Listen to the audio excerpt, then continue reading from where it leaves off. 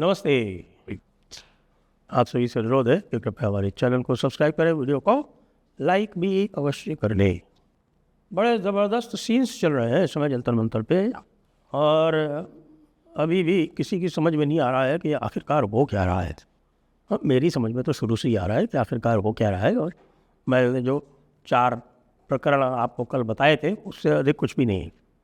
मैंने कहा साहब FCRA, तो अब आप देखिए कि FCRA बहुत बड़ा इशू है इस पूरे आंदोलन में। क्यों? क्योंकि आज चर्च के फादर, हाँ जी, दिल्ली के चर्च के सारे फादर जो है वो आज पहुंच गए जंतर मंतर पर अपनी सहानुभूति जताने।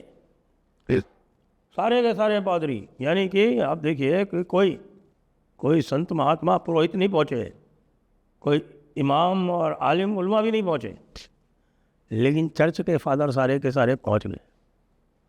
तो अब आपको कोई संदेह है क्या कि FCRA से लिंक क्या है? FCRA जो है वो अभी भी पैसे पंप कर रहा है, लेकिन उसको ख़तरा ये है कि आगे से ये FCRA के माध्यम से तो कर नहीं पाएगा, दूसरे माध्यमों से करेगा तो ED आ जाएगी, PMLA आ जाएगा, CBI, NIA सारे के सारे आ जाएंगे। गुरपतवंत सिंह पन्नू को तो आपने सुन ही लिया। तो एक तो डायमेंशन साहब FCRA की है जो बहुत बड़ी है। दूसरी डायमेंशन हमारे सलीम यादव की है, जो सलीम यादव कह रहे हैं कि साहब कि इस देश में परिवर्तन जो है वो इलेक्शन से नहीं आएगा, संसद से नहीं आएगा, सड़क से आएगा। वो इलेक्शन से नहीं आएगा, वो आंदोलन से आएगा। तो वो सीधे सीधे जो है वो पूरा जो हमारा जो प्रजातंत्र का मॉडल है उसको नकार चुके हैं, और वो अकेले नहीं हैं। इस मॉडल को अपने मन में राहुल गांधी भी नकार चुके हैं, लेकिन चूँकि इस समय टेम्परेरीली अभी वही एक रास्ता है जिससे कि वो अपनी जो उनकी एलीट कैप्चर को बरकरार रख सकते हैं। जो सबसे बड़ी पार्टी है, रूलिंग पार्टी के बाद में जो दूसरी सबसे बड़ी पार्टी है, उसके ऊपर अपने प्रभाव को, अपने शिकंजे को कसे रख सकते हैं। इसलिए उनके लिए ये एक व्यवस्था है कि वो इसके माध्यम से चलें। चलिए, ये भी हो गया। अब बात हो रही है कि साहब की आंदोलन, अब आंदोलन में मज़े की बात यह है कि वो छिपकली जो है, सॉरी दीप के छिपके, छिपकली कुछ लोग कह रहे थे उसको, तो वो जो है वो कह रहा है कि साहब ये जितने भी लोग ये तोड़ फोड़ करने वाले, हिंसा करने वाले, ये सारे लोग जो है ये भाजपा के गुंडे हैं, ये हमारे लोग नहीं हैं। तो भाई मैंने आज सवेरे सवेरे ही ट्विटर पर ये डिमांड डाल दी थी, और मुझे लगता है कि सरकार इसके बारे में सहानुभूतिपूर्वक विचार करनी चाहिए कि भाई सरकार को बिल्कुल निष्पक्ष रूप से व्यवहार करते हुए भाजपा के गुंडों को तो सबसे पहले पकड़ के और अंदर डाल देना चाहिए, NSA लगा देनी चाहिए। बात करें NSA की, तो NSA का डेलीगेशन कर दिया गया है, और उसकी पावर जो है वो पुलिस कमिश्नर को दे दी गई, तो अब पुलिस कमिश्नर साहब आप एम्पावर्ड हो, 2-4 NSA लगा के बंद करो 2-4 को, और दीपके को नहीं बंद करो तो कम से कम सबसे पहले जो है ये सलीम यादव जो बहुत ज़्यादा चिल्ला रहा है, और जो यहाँ पर पूरी तरह से प्रजातंत्र का मॉडल ध्वस्त करना चाहता है, वो कह रहा है कि साहब बदलाव जो है वो सड़क से आएगा, तो आंदोलन से आएगा। तो इस आंदोलन जीवी का सो आप ठीक ठाक कर दो इसको। अच्छा, दूसरी बात ये कि दीपके साहब कह रहे हैं कि ये सारे भाजपा के गुंडे थे।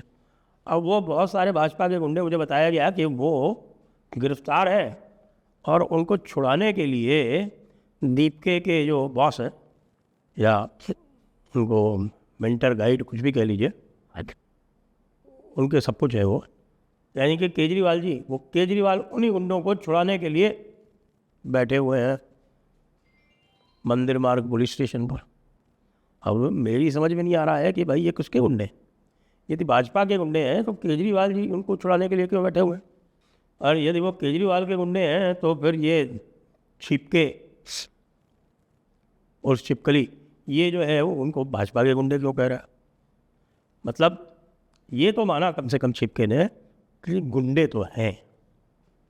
अब आपको साइट से बहुत सारे लोग, यानी ये जो प्रोटेस्टर्स हैं उनके वीडियो भी आ रहे हैं, और जो ये कहते हैं दिखाई पड़ रहे हैं कि साहब या तो इन्होंने हाईजैक कर लिया है, ये सब जो लोग यहाँ पे आए हुए हैं ये ज़्यादातर जो है अपनी 30s में, लेट 30s में है। ये किसी भी तरह से स्टूडेंट्स नहीं है, स्टूडेंट तो खाली 20% बचे हैं।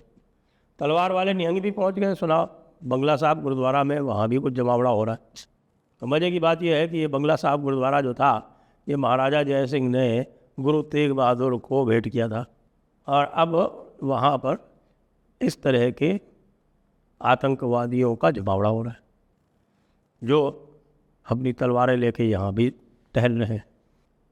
निहंगों का आतंक जो है वो पंजाब में कोई नई बात नहीं है, और इस बात पर कई बार विचार हो चुका है कि भाई इनको इस तरह से अस्त्र शस्त्र लेकर घूमने की आज़ादी कतई नहीं मिलनी चाहिए, क्योंकि बहुत बड़ी संख्या में इनमें से जो हैं वो ग्रस्त हैं कुछ व्यसनों से भी। उस व्यसन में रत होके यदि ये तलवार लेके निकलते हैं सड़क पे तो ये पूरी जनता के लिए बहुत बड़ा ख़तरा है। लेकिन साहब वो फिर वही मोदी जी की बात, लोग कह रहे हैं कि साहब मोदी तानाशाह है। मैं कह रहा हूँ मोदी जैसा तानाशाह मिलेगा नहीं। तुम्हारी किस्मत है कि मोदी है, तुम्हारी किस्मत है कि मोदी है, नहीं तो मैं तो आज से नहीं, हो गए करीब 2 हफ्ते जब से बोल रहा हूँ कि इनको सबको समेट लो। मुश्किल से 50 लोग भी नहीं होते थे जिस समय, वो समय था बिल्कुल सही समय था इनको उखाड़ के फेंकने का, इनके 3 टप्पर वहाँ से फेंकने का और इनको वहाँ से निकाल फेंकने का। पुरानी बात है, पुरानी कहावत है कि लाठी चलाने में चूकोगे, लॉ एंड ऑर्डर की बात कर रहा हूँ, लाठी चलाने में चूके तो फिर गोली चलानी पड़ेगी। अभी भी समय है, मैं अभी भी कह रहा हूँ इन लोगों को यहाँ से हटाइए, डिस्पर्स कीजिए, ख़ास तौर से चिन्हित कर लीजिए, ऐसा intelligence based well directed operation कीजिए। वाटर कैनन चलाइए पहले, वाटर कैनन में जो प्रोटेस्टर्स हैं वो निकल जाएंगे, गुंडे रह जाएंगे पीछे गुंडे रह जाएंगे, तो फिर घेराबंदी कीजिए, एक रास्ता दीजिए जिससे कि इधर उधर जाके ये और बवाल ना कर सके, और उसके बाद फटकारिए लाठी, निकल भागेंगे सब। एक रास्ता इनको दे दीजिए और उधर से कहें कि जो उधर से जाएगा वो सेफ है, और इधर उधर कोई गया तो पकड़ के बंद कर दीजिए। इतना सा काम है। कुछ लोग हमारे यहाँ कहते हैं कि नहीं नहीं नहीं नहीं बलवा हो जाएगा और वे डिस्ट्रिक्ट है, और तो भाई कर्फ्यू लगा दो 1 दिन के लिए। लेकिन समय इनको यहाँ से हटाने का यही है, क्योंकि ये जो है अब पूरी तरह से एक फॉरेन फंडेड ऑपरेशन बन गया है, और बहुत सारे जो विदेशी हैं वो इसमें आपदा में अवसर देख रहे हैं, और इस आपदा में अवसर देख के वो इनको ऐसा लग रहा है कि वो जो है वो सफल हो जाएंगे मोदी सरकार को उखाड़ने में। हालांकि कोई उखाड़ना कुछ भी नहीं होने वाला, क्योंकि मुश्किल से 1-2 किलोमीटर का क्षेत्र है, लेकिन कनॉट प्लेस के पास है, लुटियंस दिल्ली में 2 किलोमीटर का क्षेत्र है पूरी दिल्ली में जो कि अफेक्टेड है। बाकी पूरी दिल्ली सुचारू रूप से चल रही है। 16 मेट्रो स्टेशन बंद किए गए हैं, वो भी प्रिकॉशनरी बंद किए गए हैं, और ऐसा किया जाता है, हमेशा होता आया है, आज भी किया जा रहा है, कोई बात नहीं। मेरी आपत्ति इसी में है कि इनको अभी भी वहाँ पर निरंतर रखा जा रहा है। केजरीवाल के पास जो कुछ भी उपाय है, सबसे पहले मैं तो यदि होता तो डिस्ट्रैक्ट करने का इसमें बहुत अच्छा उपाय है। केजरीवाल को उठा लो ना भाई, ऐसे का उसको भी दिखाओ। वैसे तो वो पुराना जेल बर्ड है, उसको कोई दिक्कत नहीं है, लेकिन उसको उठा के जोधपुर भेज दो। वो तो जो आम आदमी पार्टी वाले हैं वो दूसरी जगह बिजी हो जाएंगे, उनका फोकस बदल जाएगा, और उसके बाद फिर इसको आप उठा लेना। सलीम यादव को ज़रूर उठाइए, सलीम यादव को तो उठाना अत्यंत आवश्यक है। तो वो तो इस समय पूरी तरह से एक प्रकार से सशस्त्र विद्रोह की बात कर रहे हैं। उस सशस्त्र विद्रोह से सत्ता का परिवर्तन चाहते हैं। तो जो लोग भी सशस्त्र विद्रोह से सत्ता का परिवर्तन चाहते हैं, तो वो जो है वो राष्ट्रद्रोह में नई परिभाषा जो राष्ट्रद्रोह की है BNS में, भारतीय न्याय संहिता में, उसमें वो कवर हो जाते हैं। कहीं कोई समस्या की बात ही नहीं। फिर वही बात है, मैं कह रहा हूँ कि अभी नहीं तो आगे और समस्या है। जितना डिले करेंगे, इनका तो प्लान ही यही है, योजना जो मुझे दिख रही है। मेरे पास कोई इंटेल नहीं है, मुझे ये दिख रहा है कि अब इनको लग रहा है कि भाई ये मोदी तो पड़ रहा है कमज़ोर, हमेशा की तरह जैसे हो जाता है, जैसे कि आपके किसान आंदोलन में शाहीन बाग में कमज़ोर पड़ा था। तो अब इस स्थान को कैप्चर कर लो लॉन्ग टर्म के लिए, और इसको वेल सप्लाइड रखो। सप्लाई सब आ रही है, बता रहे कि कतर से भी आ रही।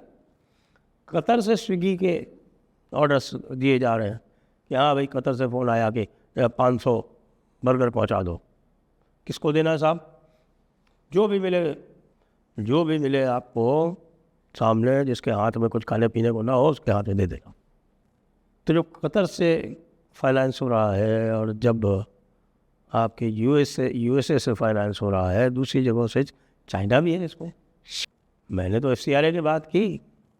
मैं ये भी बता रहा हूँ कि यदि आप अंतर्राष्ट्रीय मंच पर अपना प्रभुत्व जमाने लगते हैं, अंतर्राष्ट्रीय मंच पर आप सुदृढ़ मजबूत दिखने लगते हैं, तो फिर अंदर से फिर आपका नीचे से जड़ काटने का प्रयास होगा ही होगा।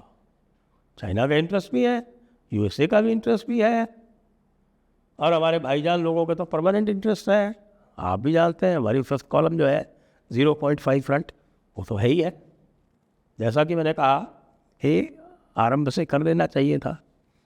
जैसे कहते हैं कि मैंने आज ट्वीट किया कि भाई, पुरानी कहावत है कि once is हैपेंस्टेंस।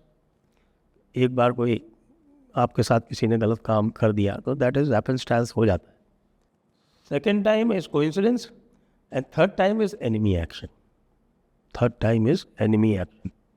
Then you have to treat those forces like you treat an enemy. ये लोग तीसरी बार कर रहे हैं।